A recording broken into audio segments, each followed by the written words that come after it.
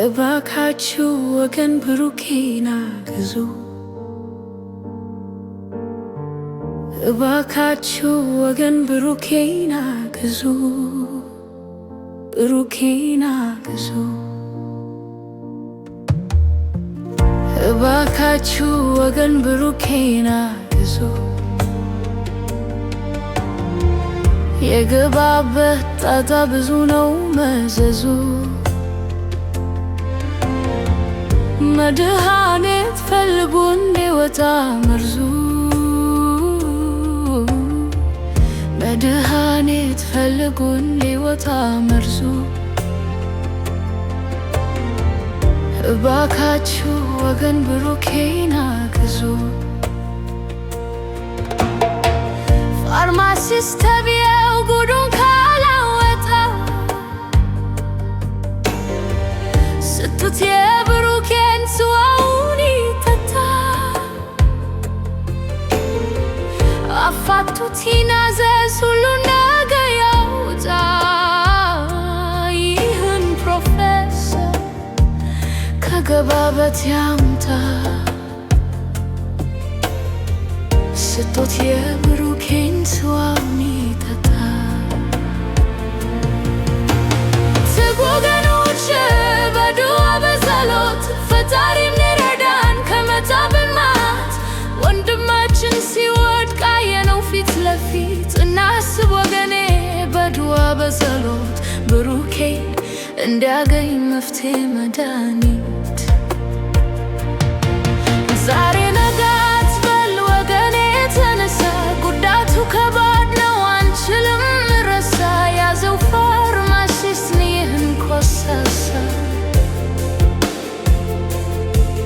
ዛሬ ነገ አትበል ወገኔ ተነሳ። እባካችሁ ወገን ብሩኬን አግዙ። የገባበት ጣጣ ብዙ ነው መዘዙ። መድኃኒት ፈልጉ እንዲወጣ መርዙ፣ መድኃኒት ፈልጉ እንዲወጣ መርዙ። እባካችሁ ወገን ብሩኬን አግዙ።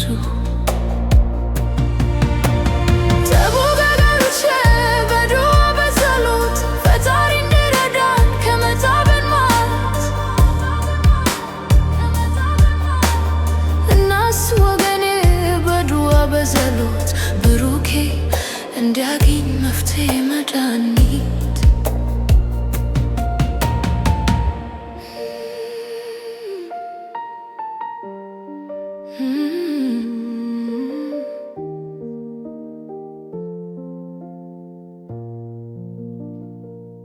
ጤና ይስጥልኝ ውድ አድማጮቼ ወንድሞቼ እንዴት ናችሁ? እኔ በጣም ደህና ነኝ። በድጋሚ መጣሁኝ። መቼም እንደምታውቁት የብሩኬ ነገር በጣም በጣም አሳሳቢ ነገር ነው። እኔ በእውነት ነው የምላችሁ በጣም ረብሾኛል። እና ምንድነው እኔ አሁን በድጋሚ የመጣሁበት ምክንያት አለኝ። ምን መሰላችሁ? ይሄ ሰውዬ ፋርማሲስቱ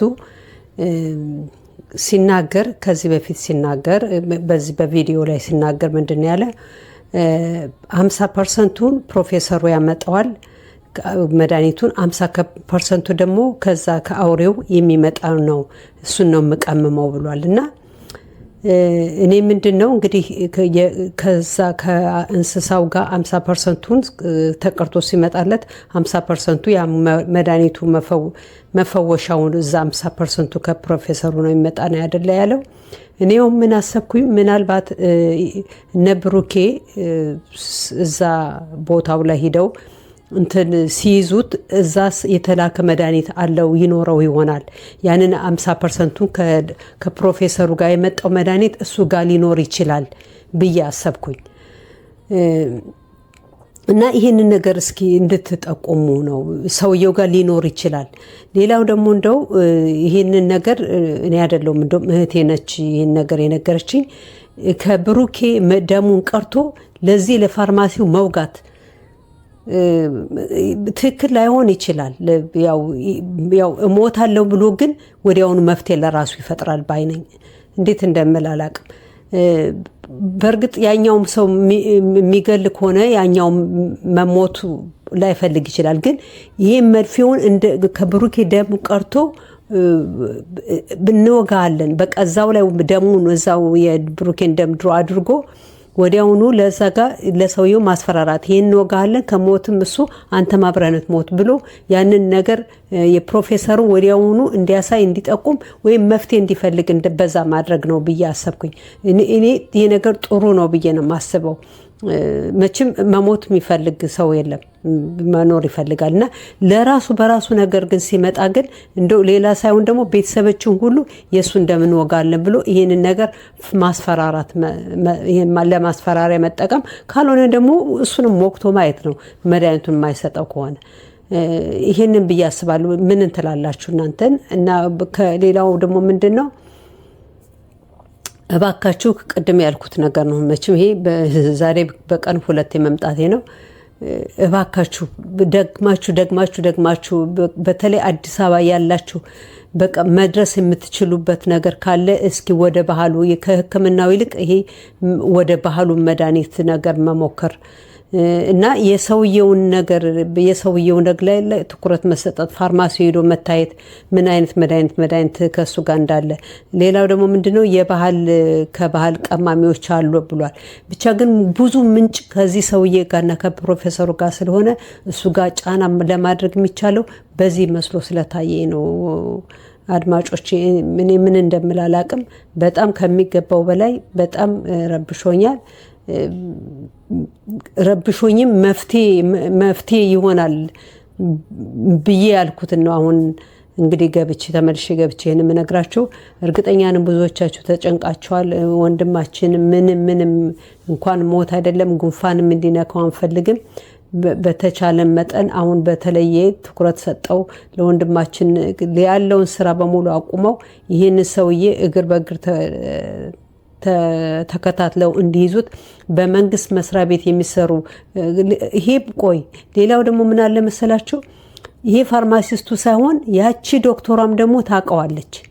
ይሄን ፕሮፌሰር እሷ ታውቀዋለች። እሷን መጠቆም ትችላለች ማለት ነው። ስለዚህ በቃ በእነሱ ላይ ትኩረት አድርጎ የዚህ ሰውዬ አድራሻ ማግኘት ነው። ካልበለዛ ግን የብሩኬን ደም ቀርቶ እያንዳንዳቸው ማስፈራራት ነው። በቃ እሱ ከሞተ እናንተም ትሞታላችሁ የሚለው ማስፈራራት ነው። በዚህ ምናልባት ቶሎ መድኃኒት ሊገኝ ይችላል ብዬ ስላሰብኩ ነው። ከዛ ውጭ ግን ቅድም እንደተናገርኩት እስኪ የባህል መድኃኒቶች መሞከር ምናልባት መፍትሄ ሊሆን ይችላል ብያለሁ። ወንድሞቼ በጣም ከሚገባው በላይ ተጨናንቄ ነው ያለሁት። መፍትሄ የምትሉትን በአስተያየት አጨናንቋቸው ወንድሞቻችን መፍትሄ እንዲፈልጉ። የእናንተ የምታስቡት ነገር ካለ ደግሞ እባካችሁ ትንሽም ነገር ብትሆን የምታስቡት በጭንቅላታችሁ ከመስጠት እንዳትቆጥቡ፣ አስተያየት ከመስጠት ይሄን ለማለት ብዬ ነው። ውድ አድማጮቼ በተረፈ መልካሙን ነገር ያሰማን። እኔ መልካሙን ነገር ያሰማን። ሁላችን በጸሎት በዱዓ እንጠንክር። በእውነት ነው የምላችሁ። በቃ ይሄ ከባድ ነገር ነው። አይናችን ላይ እንደዚህ ሲወድቅ ማየት በጣም ከባድ ነው። እኔ ከብዶኛል። ምን እንደምላላቅ ምን አድማጮቼ። በተረፈ ቸር ያሰማን። ደህና ሁኑ። ደህና ደሩ ባይ